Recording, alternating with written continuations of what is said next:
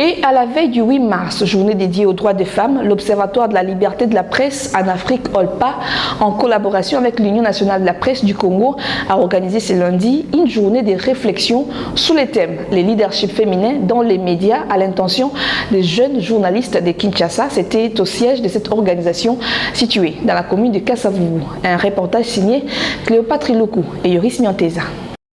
À travers son département du genre, l'Observatoire de la liberté de la presse en Afrique, OLPA, a organisé ce lundi 7 mars 2022 à son siège de Kinshasa une journée de réflexion sur le leadership féminin dans les médias à l'intention de jeunes journalistes femmes dans la profession en prélude de la célébration de la Journée internationale des droits des femmes dont le thème central est l'égalité aujourd'hui pour le développement durable. Les différentes intervenantes qui ont pris la parole tour à tour lors de cette rencontre ont conscientisé les femmes et vont dans les médias sur la méritocratie qui passe par le renforcement de leurs capacités intellectuelles afin d'occuper des postes clés au sein des médias, comme l'explique Chancel Singhi, secrétaire exécutive ad intérim de OLPA, tout en résumant l'essence même de cette journée. Organisant cette journée de réflexion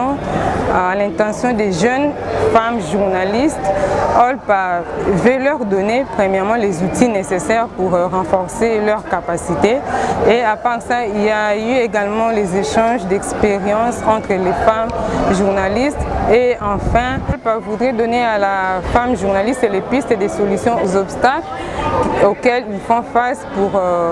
occuper aussi les postes de prise de décision dans nos médias. Ayant abordé les thèmes, je cite, « État des lieux du leadership féminin dans les médias en République démocratique du Congo », Pauline Boukassa, rapporteure adjointe de la Commission des disciplines et d'éthique professionnelle de l'UNPC, a dans son intervention appelé les femmes à être plus compétitives. Nous avons constaté que peu de femmes, donc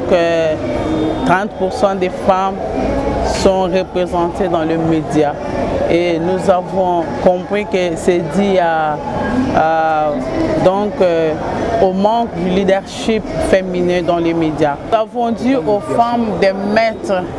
mettre en avant-plan leurs compétences, leurs atouts, leurs potentialités pour être compétitives aux collègues masculins. Plusieurs recommandations ont été formulées à l'issue de cette journée d'échange par les professionnels de médias qui ont émis le vœu de voir l'OLPA et l'UNPC démultiplier ces genres de rencontres avec la presse pour que les femmes des médias trouvent gain de cause en occupant